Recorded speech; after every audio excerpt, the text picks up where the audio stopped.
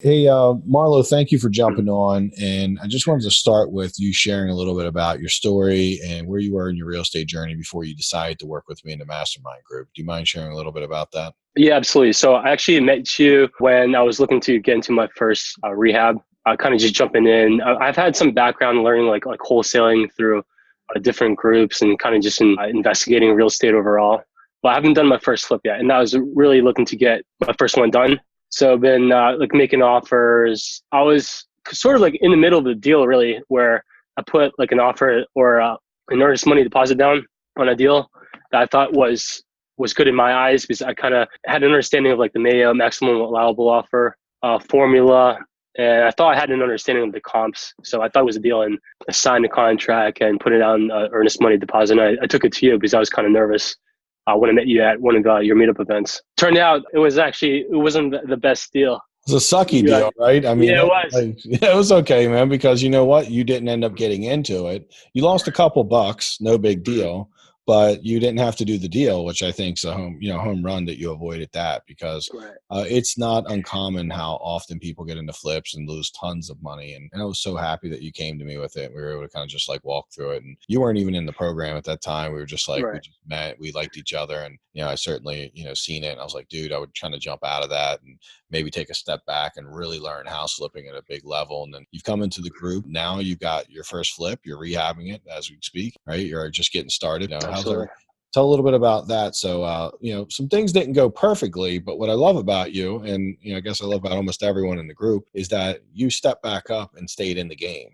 Mhm. and got it right. Now you're starting to look at things a lot differently, and you're getting to go down the journey of doing your first flip. How's that been going so far? This first flip is going well. I actually took before I even found this deal. I took a few other deals to you as well that I wanted to move forward on it, and you kind of gave me advice. And I'm so glad I didn't do those deals. This one is, at least getting started. I feel a lot more comfortable in moving forward with this one. Actually, initially when I had this deal locked down, I took it to you, and then getting to the closing table, I was still a little bit nervous myself, and actually was considering pulling out. And then you kind of kept me in the game, you kind of calmed me down and just very logical about the system, the processes, and the training that I've gone through. So right now, I mean, everything's going well. I mean, it's taking less time than I thought initially. I mean, because I'm working full-time job, so doing this like on the side, I thought would be a lot more work, a lot more struggle. But kind of following your systems and pretty much your guidance, I feel like I have a good handle of things. Just kind of getting done through demo and the rough-ins for HVAC.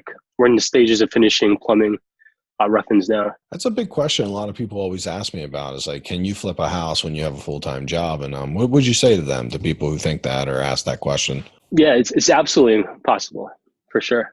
It's definitely Yeah. possible. And I guess my add on to that, if you know what you're doing, right? If Yeah. you're doing it wrong, you could quit your job and do this full time and you wouldn't be able to accomplish anything. So following some of the outdated guru things that have been taught to me over the years and are taught to many people, I don't know if there's enough hours in the day to make a flip work. You really Right. have to get down to the right process. So you've definitely been an amazing student. You followed some really awesome stuff. I mean, you're always there. You're working hard. You're looking at deals. You're doing everything you're supposed to do. And I think it's true of everyone. It's in the mastermind. We're always selective. How have you liked the mastermind so far? Like, what do you think some of the bigger benefits or just something things that you've taken away that you like about it? Yeah, absolutely. In addition to having access to you, like and doing like the weekly coaching calls, it's just a great resource of people. I mean, I reach out to others in the group that have already done the deals, like messaging or calling them, even online, like on a mastermind group overall. I mean, you could ask for referrals, and it's just a good support group overall. Whether you Yeah. need, like lending, referrals, even like the subs,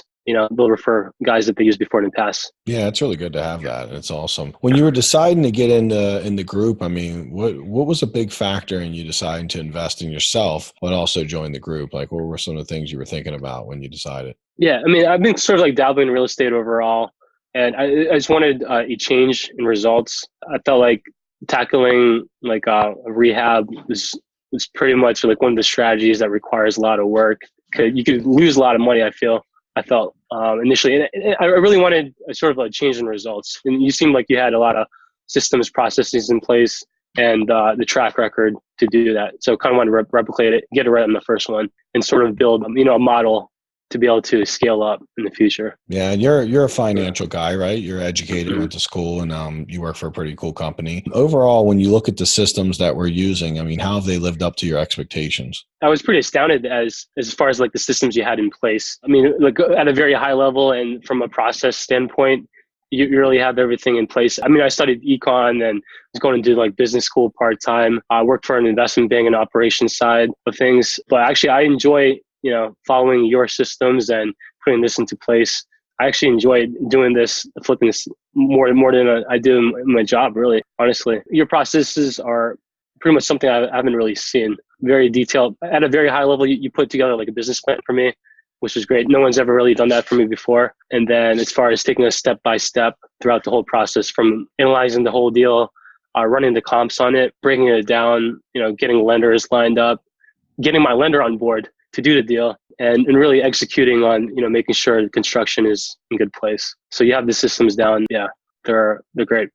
Yeah, I mean, honestly, one thing me and Marlow had to work with was getting his lender on board. So a lot of times people think that, you hear people say, well, the money's out there, but really a lot of people don't understand that lenders lend based on risk. And if you know your stuff, they consider you to be less of a risk.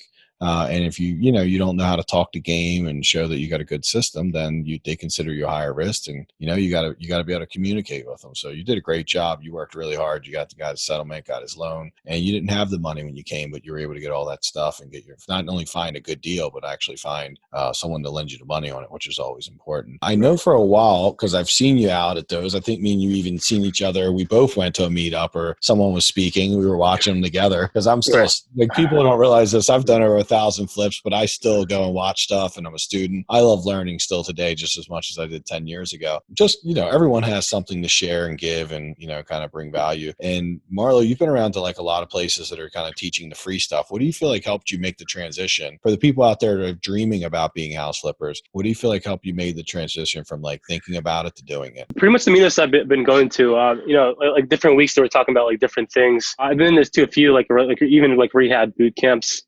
But couldn't really find anyone. I guess they're mostly like out of town areas. Like I've been to a few like Robin Thompson like boot camps, but you are local, so you're perfect like within my market in Baltimore. Just overall, I guess just your track record was great, and I wanted to change the results. I wanted to kind of duplicate what you have going on, get it right the first time, and I just wanted the results. It seems like you were very result oriented.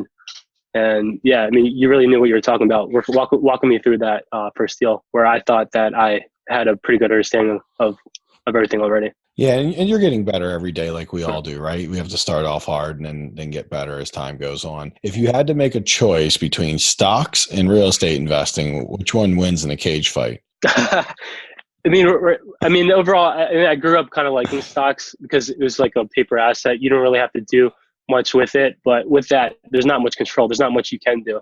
You're kind of just, at the mercy of, these big traders, the stock market overall, and the economy. Whereas, I mean, real estate still follows those cycles, but I mean, there's a lot of different strategies in real estate overall where you can make money when it goes down, and you can protect yourself, and you have more control overall. Yep, and you have an asset, by the way, which is huge. And so I had a friend who was a great stock trader, made great money at it, and we always argued about one versus the other. And I think it took me years, but the only time I ended up winning the argument is he was always, back in the day, this was when Google was really a great stock. Oh, wow. Yeah. Oh, Google. Mm-hmm. And I was like, what if I could buy Google, which is worth $300 a share, for $200 a share? And he's like, well, that would be illegal, and you go to jail for that. And I'm like, yeah, in real estate, we don't go to jail for that, and it's completely legal, and it's actually for the right people who know what they're doing. We're able to buy things at a discount, so there's no way you can ever compete, because like you said, we have control. We can, through having knowledge and through understanding, we can actually make our reality and create a huge competitive edge that no one else has.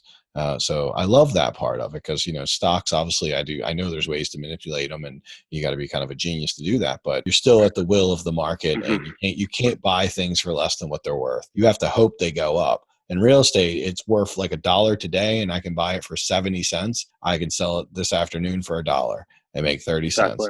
stocks, we buy them and then we wait and hope they go up and everything goes well. If we ever did that in real estate, that's not good play in real estate either, hoping the market goes up. We buy stuff at a deal now. So anyhow, that was my pitch for, I know most people don't even like kind of love stocks right now anyhow, but I love what we're able to do in real estate. I'm just always so excited about it because of our ability to control our destiny and our future and make money and create financial wealth for us, our family, our children, for generations. So overall, Marlow, how are you happy that you joined the Mastermind group? Absolutely, Mike. Yeah, I mean, I'm looking forward to the next one. Well, finishing this one up and looking to do, more next year. Yeah, for I was sure, thinking man. four. Yeah. Dude, I'm excited for you. I can't wait for it. I know you got a great design. You got a plan. It's going to look amazing. It's going to do well too. So I'm excited to see you through the flip and now everything go well. And thank you so much for being a part of the group, being on the calls and helping everyone and just, participating, giving back in any way that you can. It means a lot to me. So, and I'm very proud of everything you've been doing. So I always love to, let everyone know that because it's such a big deal. It's why I do this. And so thank you so much for that. Cool. Thanks, Mike. Appreciate it. Hey, you're welcome. All right, Marlo, thanks so much. Great stuff. I think it's really informative, very inspiring for a lot of people who are listening. If you're thinking about joining in the mastermind, feel free to reach out. Everyone who gets in has results. We generally don't let people in unless we know they can get the result. And if you get in, then we're going to get you there. So, Marlon, thank you again. All right, buddy. Have a good evening. Great. Thanks, Mike. All right, see you guys. See you, everyone.